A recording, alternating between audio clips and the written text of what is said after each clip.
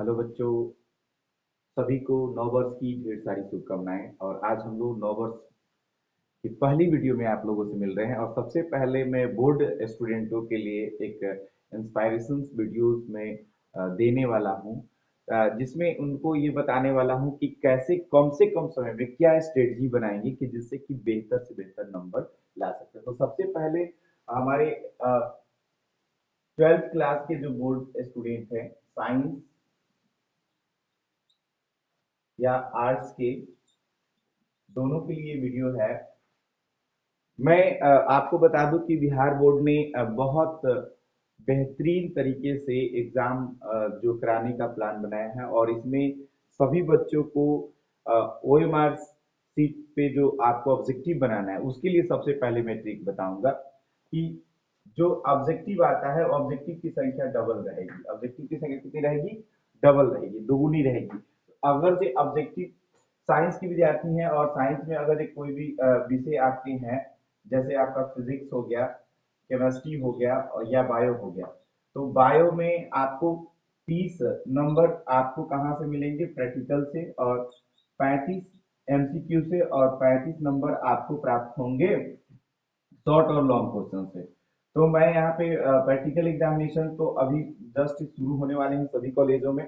तो वहाँ पे आपको असाइनमेंट्स बनाना होता है, वाइवा टेस्ट होता है, उसके द्वारा आपको नंबर वहाँ से प्राप्त होंगे। तो ये चीजें तो आप कॉलेज से अपने प्राप्त करेंगे, लेकिन जो ये 70 नंबर के एग्जाम होने वाले हैं, इसके लिए मैं खास चीज ये बताने वाला हूँ कि जो 35 क्वेश्चन आपको बनाने होंगे एमसीक्यू, इसके लिए 70 प्रश्न आएंगे। तो 70 प्रश्न जब आपके आते हैं तो उसमें सबसे पहले जब भी बच्चे लोग बनाते हैं, तो क्या होता है कि बहुत बार क्या होता है कि जब क्वेश्चन को बनाते रहते हैं तो बनाते समय वो क्या करते हैं कि गलत प्रश्नों को भी रंग देते हैं, और बाद में उन्हें बहुत ही याद या कंफर्म जिसका आंसर मालूम होता है बाद में याद आता है, और वो लास्ट क्वेश्चन में बनाते हैं लेकिन उनको नंबर नहीं मिल पाता है। तो सबसे पहले ये बात ध्यान रखना है कि अगर जब आप 70 क्वेश्चंस को बना रहे हो तो 70 क्वेश्चन को बनाते समय सबसे पहले आप ये ध्यान रखेंगे कि पहले हमें इसमें से 25 क्वेश्चन को टेकअप करना है 70 तक, या 30 करना है, और 5 या 10 क्वेश्चन छोड़ देना है। और उस पूरा कंफर्म जो पूरा कंफर्म आपको याद है उन्हीं प्रश्नों को सबसे पहले आपको बनाना है। और अगर जो आपको कंफर्म नहीं याद है तो उसको उस समय छोड़ देना है। इससे आपको इंसल्ट नहीं महसूस करना है कि इसका हमें आंसर नहीं आ रहा है, क्योंकि आपको बिहार बोर्ड ने 70 प्रश्नों में से 35 सही बनाने के लिए कहा है।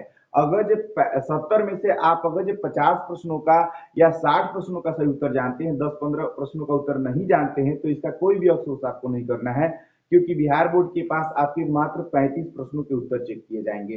तो ये चीजें आपको कॉन्फिडेंस के साथ मैं बता रहा हूं कि 70 में सबसे पहले क्या करना है कि आपको 25 या 30 प्रश्नों को सबसे पहले टेकअप करना है, और 5 या 10 क्वेश्चन जो छोड़े रहेंगे उसको फिर से एक बार करना है और गिनते रहना है।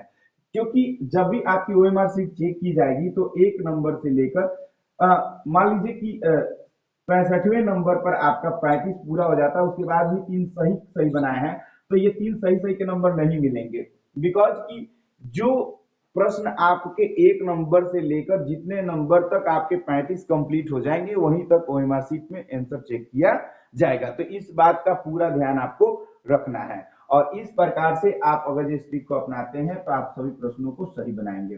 सबसे बड़ी बात है कि अभी जो हमारे पास जो समय है बहुत ही कम है, 1 महीने का समय रह गया है, 1 महीने से भी कम समय रह गया है।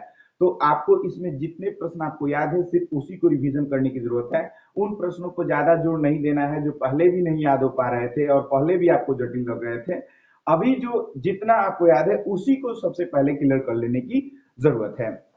देखिए यहाँ पे ये चीजें हो गई, और फिर दूसरी बात में इन सभी विषयों में सेम सिस्टम रहेगा। और आपको बायो के लिए मैं एक फिर से बता देता हूँ कि अगर ये बायो में आप है तो आपको मान लीजिए कि शॉर्ट क्वेश्चन, तो शॉर्ट क्वेश्चन 10 बनाने हैं, 2 मार्क्स। तो 2 मार्क्स 10 क्वेश्चन जो बनाने हैं, इसमें आपको 20 प्रश्न आएंगे। कितने आएंगे? 20 क्वेश्चन। तो इस 20 क्वेश्चन में आपको क्या करना है कि 20 क्वेश्चन में आपको करना क्या है कि आपको जो भी बेहतर से याद है या जिस क्वेश्चन का आप आंसर बहुत अच्छे से जानते हैं उसी को बनाना है। अभी बहुत सारे विद्यार्थी ऐसे भी होंगे जिनको लगता होगा कि शायद मेरे को इस क्वेश्चन का आंसर नहीं मालूम है, इस क्वेश्चन का आंसर नहीं मालूम है, हम कैसे बनाएंगे, कैसे हम पास होंगे, क्या करेंगे। तो इसकी चिंता नहीं करना है, क्योंकि 20 में से आपको 10 ही बनाना है, और शायद ही ऐसा कोई बच्चा होगा अगर जो ढंग से पढ़ेगा तो उसको 20 में से 10 से अधिक ही प्रश्नों का सही उत्तर मालूम होगा। तो इसे घबराना नहीं है, और जो प्रश्न सबसे अच्छे से याद है उसको ही फिर से अभी रिवीजन 20 दिन 25 दिन जो भी आपके पास समय मिला है उसी को करना है, और जो पहले से भी जटिल रहे उसको अभी फिलहाल छोड़ के चलना है, और अगर जो समय मिलता है तो उसको भी रिवीजन कर सकते हैं। ठीक है। लेकिन हमें उसी प्रश्नों को ज्यादा ध्यान देना है जिसको बहुत अच्छा से आप जान रहे हैं। तो आपको अगर ये 20 में से 12 13 15 भी क्वेश्चन याद है तो काफी अच्छे से आप 10 प्रश्नों को लिख सकते हैं और उसको बना सकते हैं। और तीसरा बात होता है लॉन्ग क्वेश्चन की। लॉन्ग क्वेश्चन में आपको 6 प्रश्न आएंगे और 6 में से आपको 3 प्रश्नों का उत्तर देना है। तो लॉन्ग क्वेश्चन में लगभग पूरे अगर ये बुक की बात करें तो 40-45 ऐसे प्रश्न हैं जो पिछले 10 साल के क्वेश्चन बैंक को अगर हम देखें तो उसमें हर साल जो क्वेश्चन रिपीटेड हुए हैं उस पर विशेष ध्यान देने की जरूरत है, और जो बुक्स में लॉन्ग क्वेश्चन जो इंपॉर्टेंट लग रहे हैं उसको ध्यान देने की जरूरत है। इस प्रकार से अगर जो पूरे प्रश्नों को देखा जाए एनसीईआरटी और कुछ इंपॉर्टेंट प्रश्नों को, तो कुल आपको 50-60 ऐसे प्रश्न होंगे जो बार बार पूछे गए हैं, और उन्हीं प्रश्नों को अगर आप क्लियर करते हैं तो मेरे ख्याल से या मेरे को ऐसा लगता है कि आपका उसमें से 4 या 5 प्रश्न आ ही जाएगा। 1 या 2 प्रश्न हो सकता है कि वहां से न आए, लेकिन आपको बनाने कितने हैं तो 6 में 3 बनाने हैं, तो फिर भी चिंता उसमें नहीं करनी है क्योंकि 3 प्रश्न ही आपको बनाने हैं और 4 या 5 प्रश्न आपको अच्छे से आ रहा हो तो आप अच्छे से उसको आंसर लिख सकते हैं। जब भी आप आंसर राइटिंग करें तो एक चीज का पूरा ध्यान रहे कि आपकी जो राइटिंग होनी चाहिए बहुत अच्छी होनी चाहिए, और जो मापदंड बिहार बोर्ड ने दिया है जैसे शॉर्ट क्वेश्चन को लिखना है तो कम से कम 30 से 50 वर्ड होना चाहिए। बहुत बच्चे क्या करते हैं कि क्वेश्चन का आंसर लिखते हैं तो एक ही लाइन में कंप्लीट कर देते हैं, वहां पे नंबर कट सकता है क्योंकि हमको जो मापदंड मिला है उसके बराबर लिखना है या उससे थोड़ा ज्यादा लिखना है, कम लिखने का प्रयास नहीं करना है। दूसरी बात लॉन्ग क्वेश्चन के लिए है, अगर जो उसमें 150 वर्ड की बात कही गई है तो कम से कम आपको प्रयास करना है कि 150 वर्ड हम कंप्लीट करें। तो जितने वर्ड्स आपको लिखने हैं तो उसको आपको कंप्लीट करना होगा, तब जाकर आपको उतने मार्क्स मिलेंगे। तो इस प्रकार से हमें लगता है कि यह ट्रिक आपको बहुत अच्छा काम करेगा और यह ट्रिक से आप बहुत अच्छे से एग्जाम की तैयारी कर सकते हैं। 20 दिन का समय या 25 दिन का जो भी समय है आप उन्हीं प्रश्नों को, लॉन्ग हो शॉर्ट हो या ऑब्जेक्टिव हो, आप उन्हीं प्रश्नों पर ज्यादा जोर दीजिए जो आपको पहले से बहुत अच्छा से आ रहा है, उसको सिर्फ रिवीजन करना है, ज्यादा प्रेशर नहीं लेना है और एग्जाम में जाना है और उसको बखूबी वहां पे बनाना है। मिस्टेकली बाय मिस्टेकली अगर जो एक दो क्वेश्चन आपको लगता हो कि हमें याद नहीं हो पा रहा है आज के दिनों में भी, तो इसे ये मान कर चलना है कि एग्जाम में भी आएगा तो हमें इसे छोड़ देना है। तो आप कभी भी पॉजिटिव रहेंगे क्योंकि एग्जाम के समय आपको पॉजिटिव बने रहना बहुत ही ज्यादा जरूरी है। आगे हम लोग आर्ट के जो विद्यार्थी हैं, आर्ट के विद्यार्थी वालों के जो विषय होते हैं उसमें जो सिलेबस होती है एक बार आर्ट के विद्यार्थियों के लिए देख लेते हैं।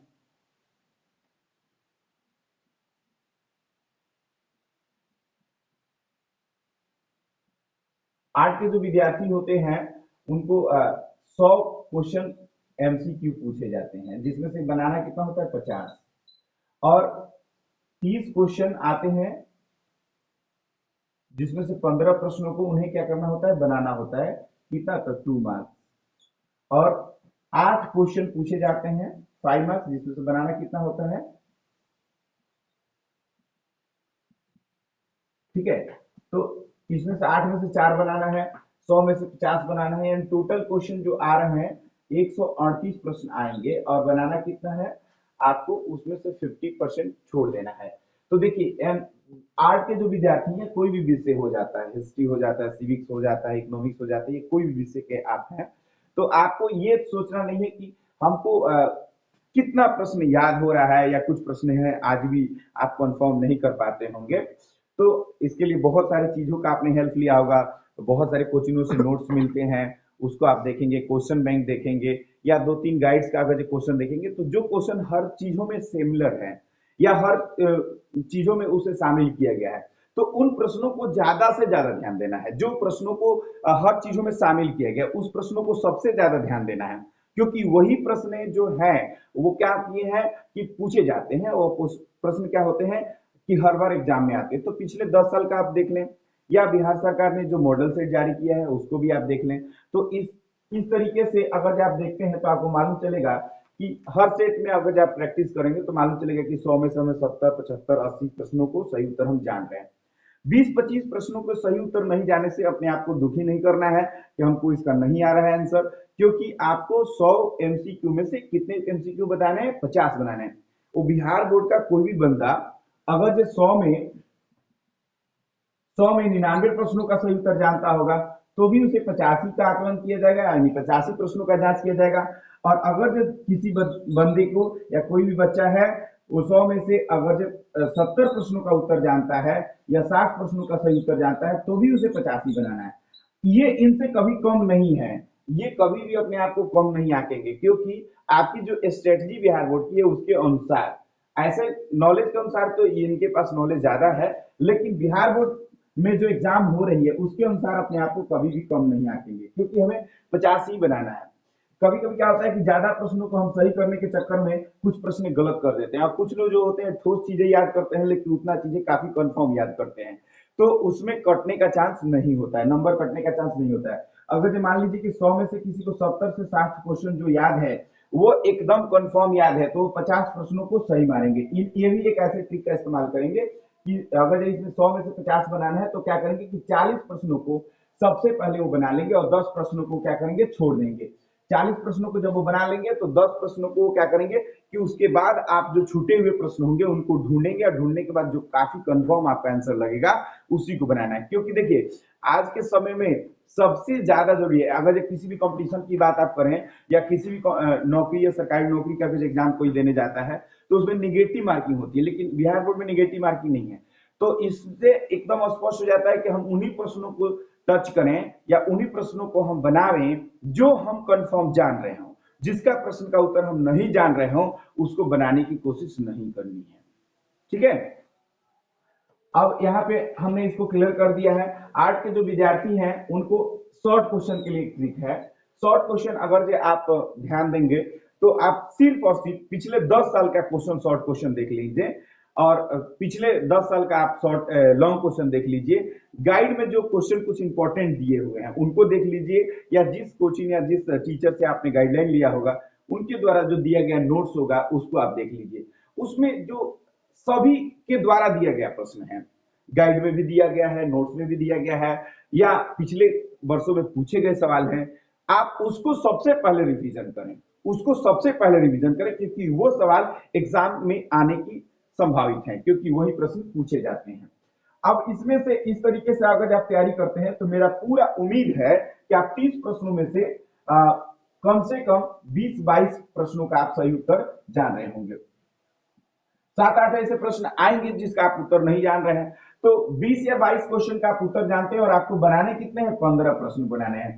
तो इस तरीके के आप अगर ये स्ट्रेटजी बनाते हैं, इस तरीके का आप तैयारी करते हैं अभी के 20 या 25 दिनों में कम से कम समय में, तो आपको यहां से काफी सुविधा मिलेगा और आप सारे प्रश्नों को सॉल्व कर पाएंगे। अगला आता है लॉन्ग क्वेश्चन। तो लॉन्ग क्वेश्चन के लिए फिर वही बात हो जाती है जैसे साइंस में मैंने बताया कि आर्ट में भी कुछ लॉन्ग क्वेश्चन जैसे होते हैं जिसकी संख्या 70 से 80 होगी। अगर जो पिछले 10 साल गाइड या तमाम नोट्स में अगर जो सेम प्रश्नों को देखा जाए तो उसमें से 70 से 80 ही ऐसे प्रश्न होंगे जो सभी के द्वारा आकलित किए मतलब आकलन के द्वारा दिया गया है। अब उन प्रश्नों को आप ज्यादा से ज्यादा फोकस करना है। अगर आप ज्यादा से ज्यादा फोकस करते हैं तो 8 प्रश्नों में से निश्चित रूप से आप 6-7 प्रश्नों को जानते होंगे। 1 या 2 क्वेश्चन ऐसे होंगे जो ऐसे आ सकते हैं, मिसलेनियस आ सकते हैं जो आपको थोड़ा सा दिमाग पर जोड़ पड़ेगा, लेकिन वो भी आप जान ही रहे होंगे। लेकिन छोड़िए उसको, 1 से 2 प्रश्नों को आप छोड़ दीजिए। अगर जब आप 6 से 7 प्रश्नों को जानते हैं या 5 ही प्रश्नों को जानते हैं सही सही लिखना, तो भी चिंता करने की जरूरत नहीं है, क्योंकि 5 प्रश्नों का आप सही सही लिख सकते हैं। तो 4 प्रश्न आपको लिखने हैं। कितने प्रश्न लिखने हैं? 4 प्रश्न लिखने हैं। उसमें सबसे पहले जो सबसे अच्छे से याद हो उसको लिख लीजिए, और इस प्रकार से आप कंप्लीट कर सकते हैं। कभी कभी क्या होता है कि बहुत बच्चे क्या करते हैं कि ये प्रश्न तो हमें आ रहा है और ये प्रश्न नहीं आ रहा है, तो इसलिए जो नहीं आ रहा है पहले उसको लिखेंगे, आ रहा है उसको कभी भी लिख सकते हैं।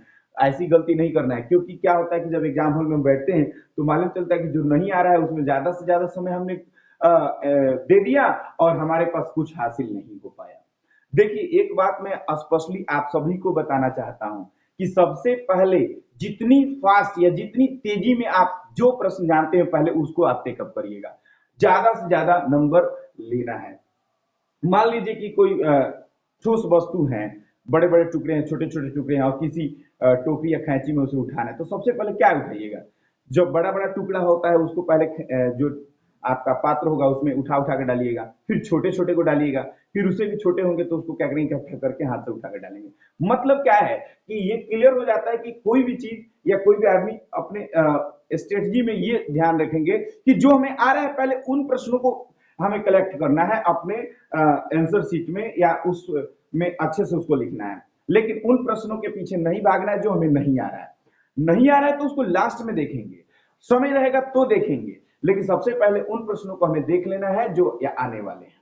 मैं एक बात कहना चाहूंगा कि आप अपने सोचने के तरीके बदल दीजिए, आप अपने पढ़ने के तरीके बदल दीजिए, आपका रिजल्ट भी बदल जाएगा। इसी पर मैं दो लाइन मुझे याद आ रहा है कि नजरें बदलिए नजारे बदल जाएंगे, नजरें बदलिए नजारे बदल जाएंगे, खुद को बदलिए सितारे बदल जाएंगे। नजरें बदलिए नजारे बदल जाएंगे, खुद को बदलिए सितारे बदल जाएंगे।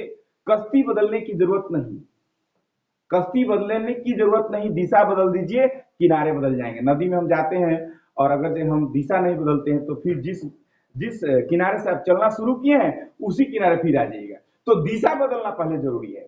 तो इसीलिए मैंने कहा कि कश्ती बदलने की जरूरत नहीं, कश्ती बदलने की जरूरत नहीं, दिशा बदलिए, किनारे बदल जाएंगे।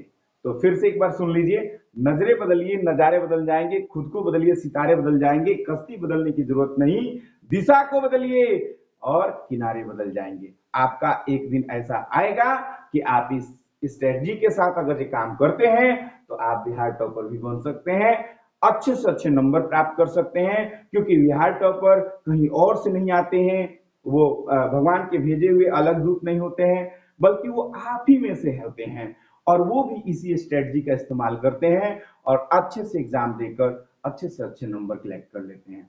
तो धन्यवाद। अगर ये वीडियो से आपको फायदा होता है तो मैं अपने आप को समझूंगा कि मेरी ये स्ट्रेटजी आप तक बहुत अच्छे से काम किया। धन्यवाद।